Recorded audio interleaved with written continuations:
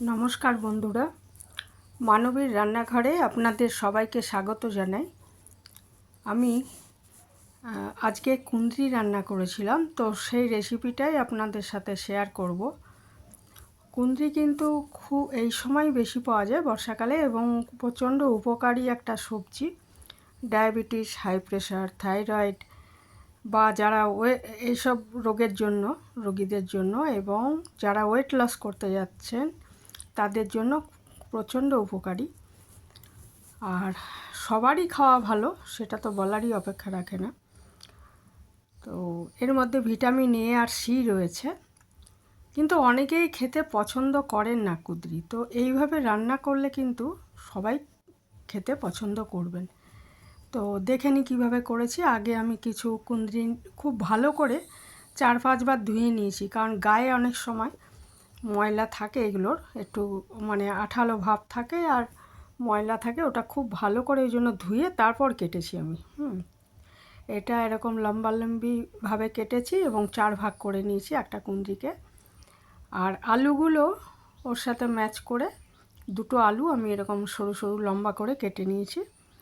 আর আমার লাগবে একটা বড় পেঁয়াজ আমি কুচিয়ে নিয়েছি, আর কয়েক কোয়া রসুন গ্রেট করে নিয়েছি, আর আদাও তাই গ্রেট করে নিয়েছি। আর 3-4টে কাঁচা লঙ্কা চিড়ে নিয়ে নিয়েছি। কাঁচা লঙ্কায় রান্নাটা করব, ইচ্ছে করলে একটু শুকনো লঙ্কার গুঁড়োও দিতে পারেন। তো প্রথমে আমি 2 চামচ মতো সর্ষের তেল নিয়ে কড়াইতে, তেলটা গরম হলে একটু সর্ষে ফোড়ন দিয়ে কুঁদরিগুলো দিয়ে দিলাম। 1/2 চামচ মতো নুন দিয়েছি, আর একটু হলুদ দিয়েছি পরিমাণ মতো। দিয়ে এটা একটু নেড়ে ছেড়ে সাঁতলে তারপরে আলুটাও এর মধ্যে দিয়ে দিয়েছি। দুটোই কিন্তু একটু ভেজে নেব আর কি।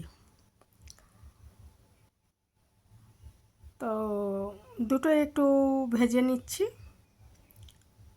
কুঁদরিটা আগে দিয়েছি, আলুটা একটু পরে দিয়েছি। আলুটার সাথে তো কম টাইম লাগবে, তাই একটু পরে দিয়েছি। খুব ভালো মতো সাঁতলে নিচ্ছি। তা এই সবজিটা কিন্তু যে রেসিপিটা করেছি আর কি, এটা কিন্তু ভাত আর রুটি দুটোর সাথেই খেতে খুব ভালো লাগবে। ভাতের সাথেও দারুণ লেগেছে, আর রুটির সাথেও খুব ভালো লাগবে। তো এটা আমি ভালো করে সাঁতলে নিচ্ছি একটু সময় নিয়ে।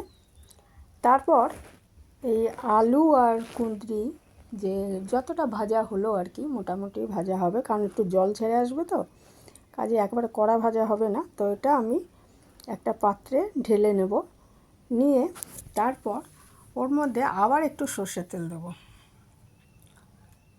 খুব ভালো মতো এটা একটু ভেজে নিচ্ছি আজকে, আঁচটা একটু করে। তারপর দেখুন একটা পাত্রে আমি থালায় ঢেলে নিয়েছি এটা। তারপরে ওই কড়াইতেই আর একটু সর্ষের তেল দিয়ে, তেলটা গরম হলে আমি তার মধ্যে প্রথমে রসুন কুচিগুলো দিয়েছি, গ্রেট করে রাখা রসুনটা দিয়েছি। তারপরে কয়েক সেকেন্ড পরে আমি আদাটা দিয়েছি, দিয়ে এগুলো একটু ভেজে নেব। এগুলো কাঁচা গন্ধটা চলে গেলে তারপরে আমার কুচিয়ে রাখা যে আদা কুচিটা দিলাম, দিয়ে তারপরে আমি পেঁয়াজ কুচিগুলো এর মধ্যে দেবো আর কি। একটু কাঁচা গন্ধটা যেই চলে যাবে তখন আমি পেঁয়াজ কুচিটা দিয়ে দেবো এর মধ্যে, দিয়ে ভালো মতো ভেজে নেব পেঁয়াজটা।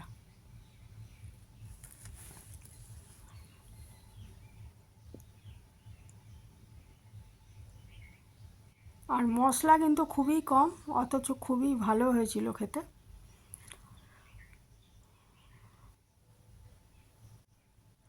পেঁয়াজটা দিয়ে দিলাম, পেঁয়াজ কুচিটা।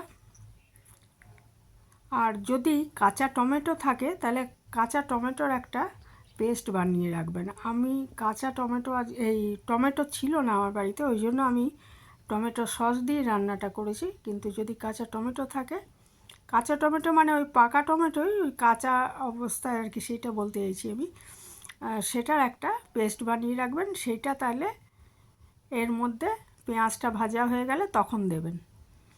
আর আমার যেহেতু ছিল না টমেটো, এখন টমেটোগুলো ভীষণ নষ্ট হয়ে যাচ্ছে বাড়িতে এনে রাখলে, তো আমি টমেটো সস দিয়েই করেছি, ওই জন্য পেঁয়াজটা ভাজা হয়ে গেলে আমি ওই আলু সাঁতলে রাখা আলু আর কুঁদরিটা এর মধ্যে দিয়ে দিলাম, দিয়ে একটু ভালো করে কষিয়ে নিয়ে তারপর এর মধ্যে আমি টমেটো সস দেব। আমি 3 চামচ মতো টমেটো সস এর মধ্যে দিয়েছি। টমেটো সসের নুন আর মিষ্টি দুটোই থাকে, কাজেই সেই জন্য আমি যা নুন দিই আর কিন্তু নুন দেব না। আপনারা যে পরিমাণ করবেন সবজিটা সেই বুঝেই নুনটা দেবেন। আর যারা এমনি এই যে টমেটো সসটা দিয়ে দিচ্ছি 3 চামচ মতো আছে এতে, ছোটো 3 চামচ আর কি।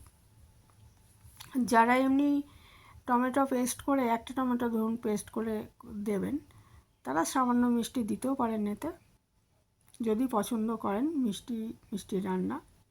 অনেকে আছে রান্নায় মিষ্টি একেবারেই পছন্দ করেন না, তারা তো মিষ্টি দেবেন না, স্বাভাবিক। সসটা দেওয়ার পর একটু ভালো মতো কষিয়ে নিচ্ছি। আর ওই যেটার মধ্যে টমেটো সসটা নিয়েছিলাম ওটা একটু, টমেটো সস ঘন হয়, কাজে ওটার মধ্যে একটু জল দিয়ে সেটাকে আমি সেটা জলটা এর মধ্যে দিয়ে দিলাম। এমনি রান্নাটায় খুব একটা জলের প্রয়োজন নেই, এই সামান্য একটু দিলাম, দিয়ে এটা ঢেকে আমি 5 মিনিট মতো রান্না করে নেব। 5 মিনিট পর ঢাকাটা খুলে যদি দেখি কুঁদরি আর আলু দুটোই সেদ্ধ হয়ে গেছে, তাহলেই রান্নাটা হয়ে যাবে। রান্নাটা একদমই শুকনো শুকনো হবে, কোনো ঝোল এটার ভালো লাগবে না। ঢাকা দিয়ে 5 মিনিট রান্না করে নিচ্ছি। আর 5 মিনিট পরে ফিরে এসে আমি চেক করে দেখেছি যে এটা সেদ্ধ হয়ে গেছে, কুঁদরি এবং আলু দুটোই সেদ্ধ হয়ে গেছে, কাজেই আমার রান্নাটা এখানেই শেষ। আমি একটু ভালো করে নেড়ে চেড়ে এটা রেখে দেব, ঢাকা দিয়ে একটু মিনিট খানেক রেখে দেবো, তাহলে এটা পরিবেশনের জন্য তৈরি হয়ে যাবে।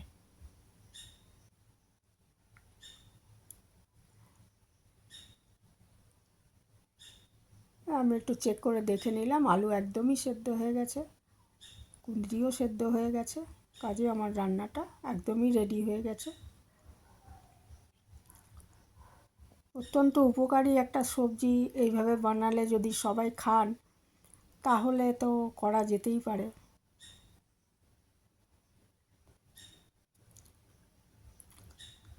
এই ছিল আমার আজকের রেসিপি। ভালো থাকবেন সবাই, এখানেই শেষ করছি। যারা এতক্ষণ আমার সাথে ছিলেন তাদের অসংখ্য ধন্যবাদ।